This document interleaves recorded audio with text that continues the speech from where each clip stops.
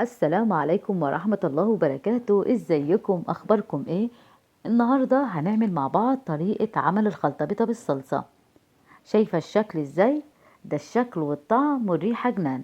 لو اول مرة تشتركي في القناة فعلي الجرس للكل علشان فيديوهاتي توصلك اول باول. ما تنسيش اللايك ليصلكم كل جديد من مطبخ سومة وسارة للحلويات والطبخ.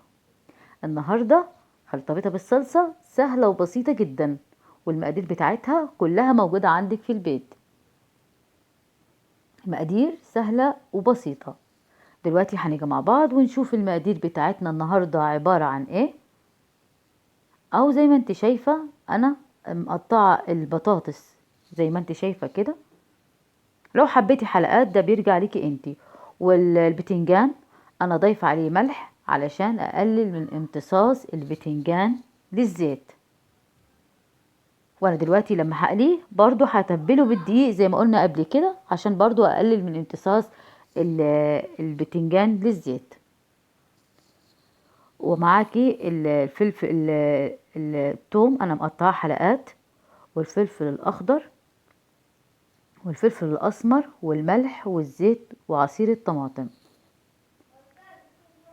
اهو زي ما انت شايفه حاجه بسيطه وسهله وموجوده كل الحاجات. والبتنجان اليومين دول بصراحه حكايه، مسكر وطعمه جميل جدا.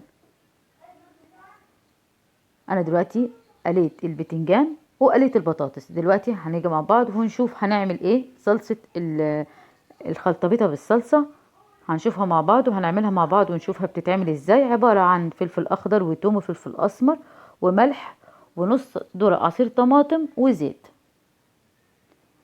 البطاطس دي حوالي نص كيلو ونص كيلو بتنجان. انا بحب بصراحة ان انا اقطع الفلفل زي ما انت شايفة بالشكل ده. وخلي بالك ده فلفل بلدي وحراق، بس بصراحة في الاكلة دي رهيبة، طعم حكاية. اهو زي ما انت شايفة كده.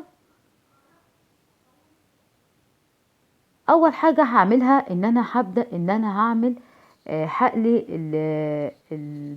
الفلفل الاخضر. وجربيها وان شاء الله الطريقة دي كل اللي هياكلها من ايدك هيقولك بصراحة الطعم حكاية. اول حاجة انا هحط الحلة على النار وهضيف شوية زيت صغيرين.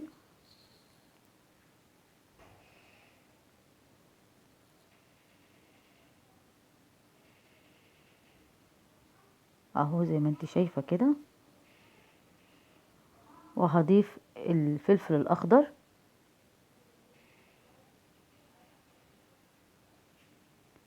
وبس مجرد ما الفلفل يتغير لونه هبدأ ان انا اشيل الفلفل الاخضر.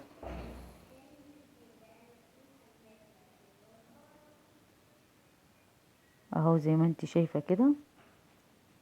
وفي نفس الزيت اللي قليت فيه الفلفل هضيف الثوم الحلقات.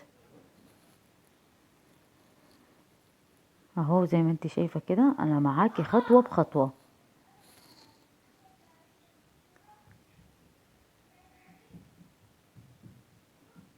مجرد ما الثوم يبقى لونه ذهبي هبدأ ان انا اضيف عليه عصير الطماطم وهسيبها على النار تتسبك.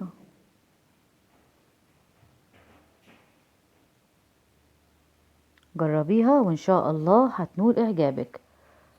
وهضيف البهارات بتاعت النهاردة ملح وفلفل اسمر بس. اهو زي ما انت شايفة اهي تبدأ تتسبك. هضيف الفلفل الاسمر وهضيف الملح واقلب.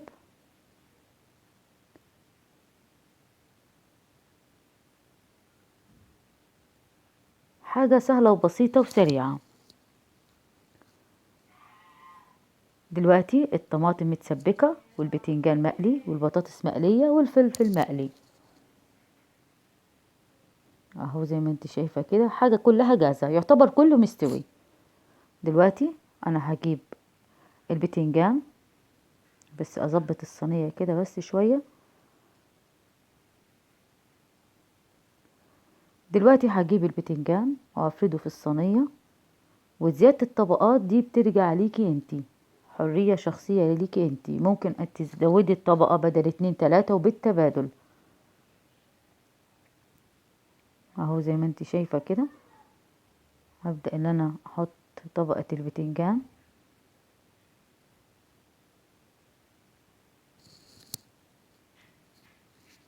حاجة كده سهلة وبسيطة وسريعة.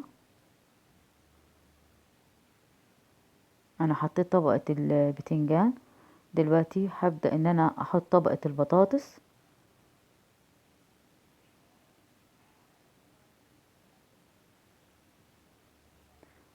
اهو زي ما انت شايفة كده.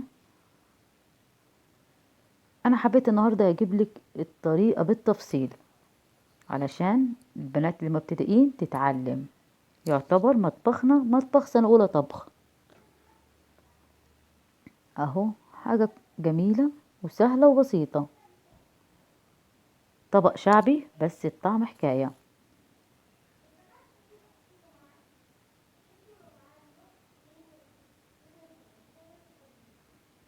اهو انا خلصت طبقة البطاطس كلها.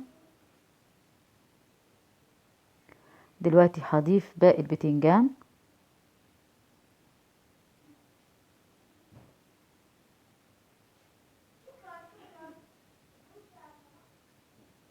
دلوقتي هضيف العصير الطماطم او الطماطم اللي انا سبكتها. هضيفها في الصينية.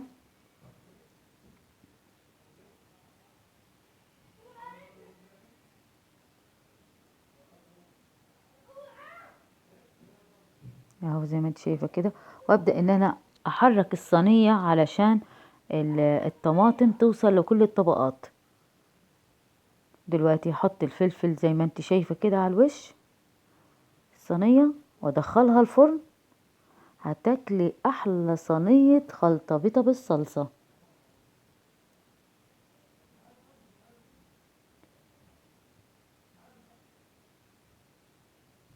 دلوقتي هنشوفها مع بعض بعد ما ادخلها في الفرن شكلها ازاي. ده الشكل النهائي لطبق النهاردة خلطة بيضة بالصلصة. يا رب تنول اعجابكم. لو اول مرة تشوفي قناتي فعلي الجرس للكل واللايك ليصلكم كل جديد من مطبخ سومة وسارة للحلويات والطبخ. والسلام عليكم ورحمة الله وبركاته.